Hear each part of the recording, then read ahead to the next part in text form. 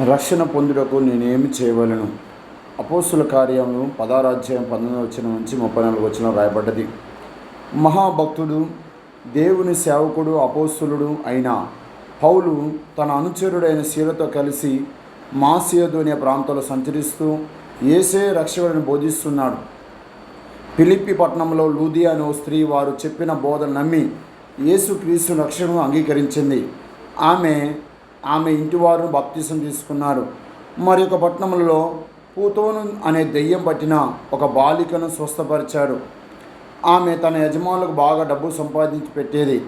ఆమె ద్వారా వస్తున్న ఆదాయం ఆగిపోయినందుకు వాళ్లకు చాలా కోపం వచ్చింది. వాళ్ళు పౌలు శీలను పట్టుకున్నారు.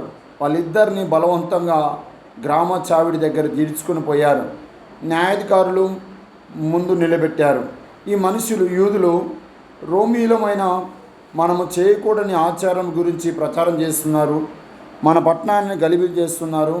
వీరికి తగిన శిక్ష విధించాలి, లేకుంటే వీళ్ళు ప్రజలందరినీ పాడు చేస్తారని అందరికీ చెప్పారు. ప్రజలందరూ పౌలు శీలను కొట్టడానికి గుంపులుగా వచ్చారు. వాళ్ళను న్యాయాధికారులకు అప్పగించారు. వాళ్ళు పౌలు శీలను ధరించిన బట్టలు లాగేశారు. వాళ్ళను బెత్తాలతో బాగా కొట్టి తర్వాత చెరసాల జైల్లో వేయమని చెప్పారు. పారిపోకుండా వాళ్ళ కాళ్లకు బోండ వేయమని ఆజ్ఞాపించారు. చెరసాల నాయకుడు జైలర్ వాళ్ళిద్దరిని బాగా కొట్టించిన తర్వాత చెరసాలలోకి త్రోసి కాళ్ళకు బోండ వేసి బిగించారు. ఇదంతా జరిగినప్పటికీ పౌలు శీలలు ఏమీ చింతించలేదు. సువార్తను ప్రకటించినందుకు వారికి కష్టాలు కలుగుతున్నాయి కనుక అన్ని శ్రమలను ఓర్పుతో సహించారు. వారు మధ్యరాత్రి సమయంలో దేవుని ప్రార్థిస్తూ కీర్తన పాడుతూ ఉన్నారు. తక్కిన ఖైదీలందరూ పాటలు వింటున్నారు.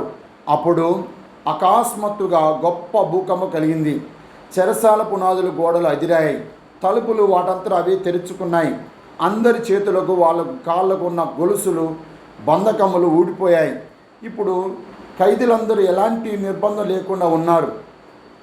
పారిపోవాలనుకుంటే వారికి ఇది మంచి అవకాశమే, కానీ వాళ్ళెవ్వరూ పారిపోలేదు. కీర్తనలు పాడుతూ దేవుని స్తుతిస్తూ ఉన్నారు. అంతలో చెరసాల నాయకుడు మేలుకొన్నాడు. తలుపులన్నీ తెరుచుకుని ఉండడము చూశాడు. ఖైదీలందరూ పారిపోయారనుకున్నాడు. భయంతో గడగడ వణకసాగాడు. తనకు మరణశిక్ష తప్పదనుకున్నాడు. అందుకని కత్తి తీసుకొని తనను తానే చంపుకోబోయాడు. పౌలు ఇదంతా గమనించాడు.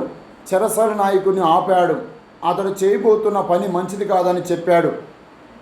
మేమందరం ఇక్కడే ఉన్నాము, ఎవ్వరూ పారిపోలేదు, నువ్వు ఆత్మహత్య చేసుకోవాల్సిన పని లేదు అని ధైర్యం చెప్పాడు.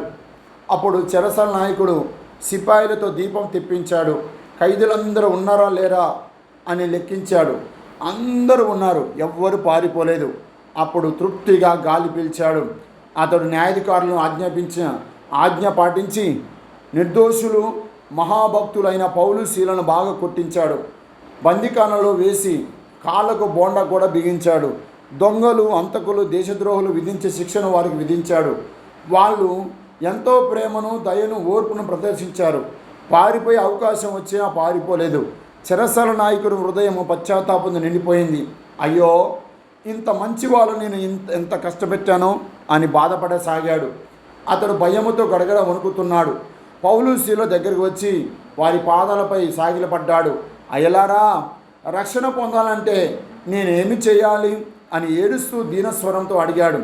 అందుకు వారు, ప్రభువైన యేసునందు విశ్వాసం ఉంచుము, అప్పుడు నీవును ఇంటివారు రక్షణ పొందుదురు అని చెప్పారు.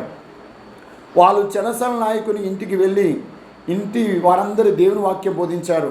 చెరసాల నాయకుడు పౌలు శీలను ఆదరపూర్వకంగా తన ఇంటికి తీసుకుని వెళ్ళాడు. వాళ్ళను బెత్తాలతో కొట్టినందుకు ఎంతో బాధపడ్డాడు. వాళ్ళ దెబ్బలు, గాయాలు కడిగాడు, నూనె పూశాడు, భోజనం పెట్టి ఆదరించాడు. అతనితో పాటు అతని ఇంటి వాళ్ళందరూ బాప్తిసం తీసుకున్నారు. చెరసాల నాయకుడు, అతని కుటుంబ సభ్యులు ఎంతో ఆసక్తితో పౌలు శీల బోధలు విన్నారు. దేవుని విశ్వాసం ఉంచారు. అందరూ ఎంతో సంతోషించారు. చెరసాల నాయకుడు మొదట దేవుని నమ్మలేదు. పౌలు శీలల బోధలు నమ్మలేదు. పౌలు శీలల మంచితనము, దేవుడు వారి పట్ల చూపిన గొప్ప అద్భుతము చూసి మొదట భయపడ్డాడు. కానీ తర్వాత రక్షణ పొందుటకు నేనేమి చేయని అడిగాడు. పౌలు శీలల బోధలు విని యేసునందు విశ్వాసం ఉంచాడు. విశ్వాసికి తగిన కార్యాలు చేశాడు. పౌలు శీలులను ఆదరించాడు. వారి ఇంటికి తీసుకొని వెళ్ళాడు. వాళ్ళ గాయాలు కడిగాడు. భోజనం పెట్టాడు. ఇంటి వారందరూ దేవుని వాక్యం విన్నారు. బాప్తిసం తీసుకున్నారు. అందరూ దేవుని విశ్వాసం ఉంచి ఆనందించారు. విశ్వాసిగా మారిన అవిశ్వాసికి చెరసాల నాయకుడు ఒక మంచి ఉదాహరణ. రక్షణ పొందాలంటే ఏమి చేయాలా, పొందిన తర్వాత ఏమి చేయాలా, ఈ 2 ప్రశ్నలకు జవాబులు దీని ద్వారా మనకు అర్థమవుతుంది. ప్రభువైన యేసుక్రీస్తునందు విశ్వాసం ఉంచుము, అప్పుడు నీవును ఇంటి వారు రక్షణ పొందుదురు. అపోస్తలుల కార్యం 10:16-31. ప్రియమైన దేవుని బిడ్డలారా, దేవుని విశ్వాసం ఉంచు, దేవుడు నిన్ను నీ కుటుంబం రక్షిస్తాడు. అట్టి కృప నీ కలుగును గాక. God bless you. Thank you. కృతజ్ఞతలు.